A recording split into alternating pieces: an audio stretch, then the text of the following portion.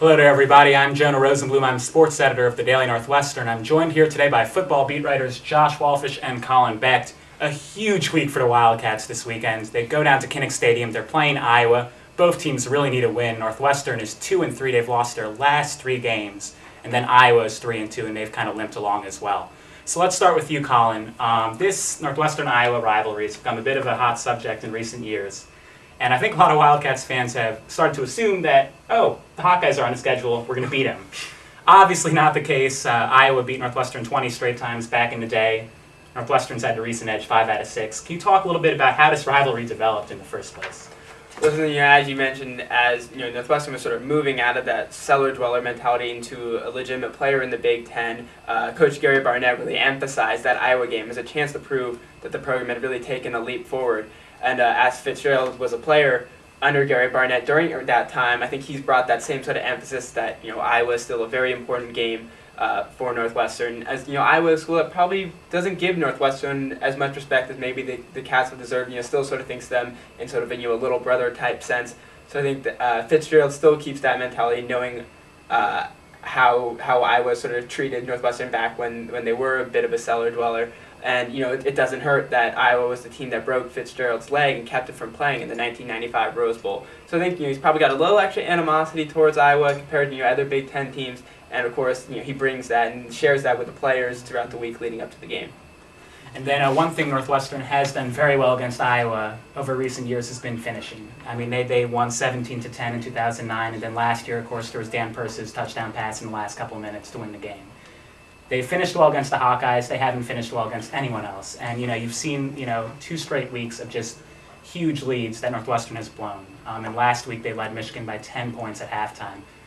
What's going on with this team, and how can they possibly become a better finisher in the second half? Well, they're just taking their foot off the gas pedal. The Northwestern's gotten very conservative in the second half with these leads, running the ball, not really airing out as much, really kind of wanting to run out the clock and then limit their turnovers. And it's the old adage, playing the prevent defense is going to prevent you from the win. Same thing with the offense. If you're going to play very conservative, you're not going to hold on to lead, especially with the team as dynamic on offense as Michigan. It only takes 1 3 and out, and all of a sudden Michigan's able to get that score right back. And Northwestern did that the first drive against Michigan. They go 3 and out. Michigan comes back and takes the lead for good. So if Northwestern can just keep that from the gas pedal, keep doing what they did in the first half and not kind of trying to get the game over as quick as possible, they should be able to finish some games. And honestly, keep throwing the ball in the second half. That'd be a nice change. Colin, now let's talk a little bit about the importance of this game. I alluded to it in the preview in my first comments, but obviously this is a crucial game for both teams. Northwestern has lost 3 straight. It's been a demoralizing string of games for Wildcats. And then the Hawkeyes, they lost Iowa State. They lost 13-3 to Penn State. Both of these teams could really use a win.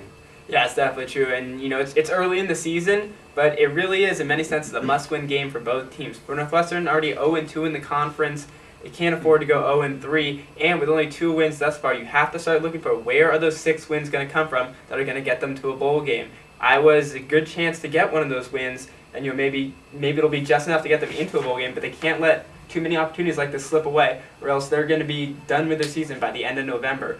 For Iowa, 0-1 in the conference already. If they want to have any chance at competing, winning the Legends Division, making it to the first Big Ten championship game, they can't afford to drop to 0-2 and lose an intra-division game like this one. So certainly very important for both teams.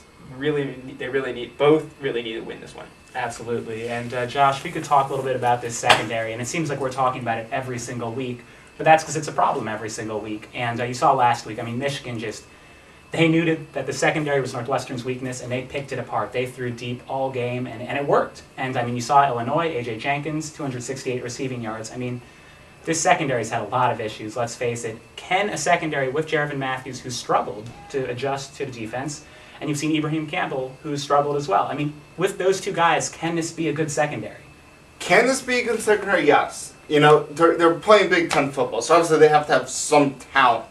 I think Fitz alluded to this a little bit in practice about Jervin, transferring over from an offensive position. It's harder when you're late in your career to kind of make that type of adjustment. But they have the talent. Obviously, if they're starting for a Division I program, a Big Ten program, they have the talent. And it's the small things. It's the 50-50 balls. Don't necessarily go for the interception. Just knock it down.